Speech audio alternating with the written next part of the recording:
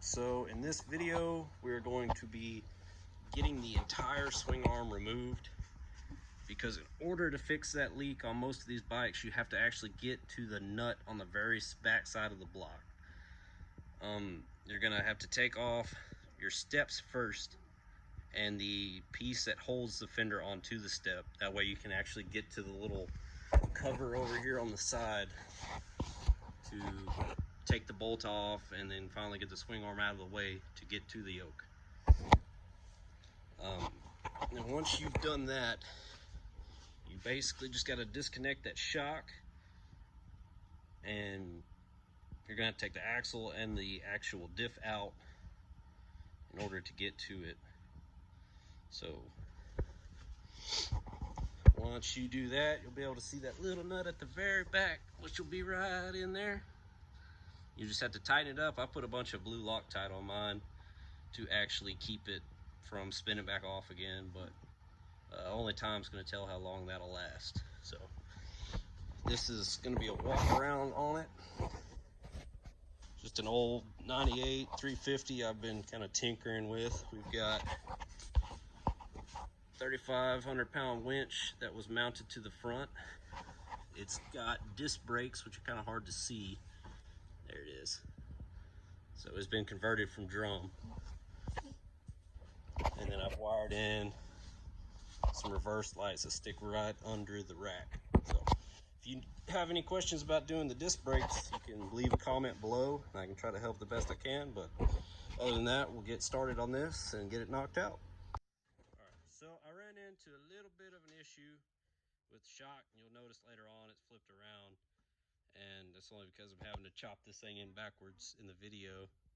But the gas was actually hitting this bolt here, and I know this won't be a problem for people using the stock shocks, but mine were like so seized up it was not even moving, and these new gas shocks are pretty good. So next thing you've done after you've gotten the axle out is you're going to remove, there's going to be 8 bolts holding the diff on. Like I said, this might be the time you want to go ahead and get a jack stand under here and unbolt just that top nut and bolt, sling that little shock on over, and then you can go ahead and drop that out, and then it'll be moving freely. So your next step after you get the diff off will be to remove your shock bolt, and you'll probably want to just do the one up top, which mine's going to look a little different because I just made my brackets. So just undo, it's going to be a bolt and like one nut, and it's going to be a little lock nut. So just get that out, tap it out the best you can. You can probably hit it from the side out here somewhere. It's just kind of a mess of wires because I got a winch wired in and some different lights.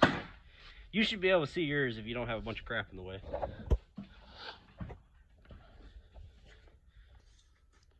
All right, so your next step on this little project is going to be removing the swing arms. You're gonna have one bolt over here, which, if unlike mine, you still have the plastic caps that I stole, you will still be able to get those off and knock it right on there.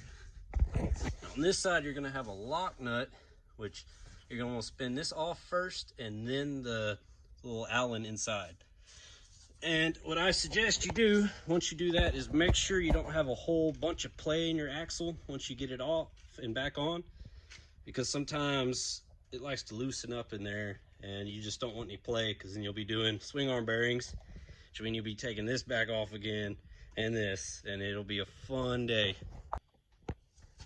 All right, so once you get your swing arm off of there and everything out of the way, including your boot, which I got all nice and cleaned up because it was covered and I thought it had a hole or two in it, but I went ahead and checked. You're going to want to take this yoke off, which I've already got it back on, so you're not going to get to see that painful process again. And there's going to be a nut right behind it. I don't know if I can kind of finagle this in there. You can see right there. And if it's any bit loose, you're going to start getting oil coming down the front of this plate here, and it's going to drip into that boot and down your axle tube. And if you're like me and your seals are shot, you're going to have to rebuild all the seals in your whole rear diff, which takes a couple hours if you don't know what you're doing. But I did have a slide hammer, so it made it a little bit easier. All right, today in this video, we're gonna be talking about fixing the rear seal on a Yamaha Big Bear. For those of you who have had a leak coming from your rear drum. Now I'm starting from the finish of this and building backwards, so the video is gonna be just a hair bit choppy. And I'm putting on my rear gas shock now. I've already got the fronts on. Having to make a little bit of bracketry there. So we'll see where we go from here. Alrighty, that's gonna be the end of the video. If this was helpful, please leave a comment or even subscribe if you want, or hit that like button, either way.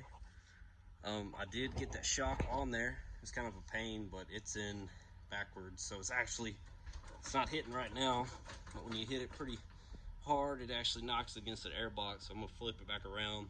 Probably have to get a smaller bolt so it doesn't hit, because these are sticking out probably about a ½ inch or so, so I might have to drop them in a little more, but that's not a big deal. It just means I have to pull that axle all the way back out again. So another fun day for another fun time. Alrighty, thank you.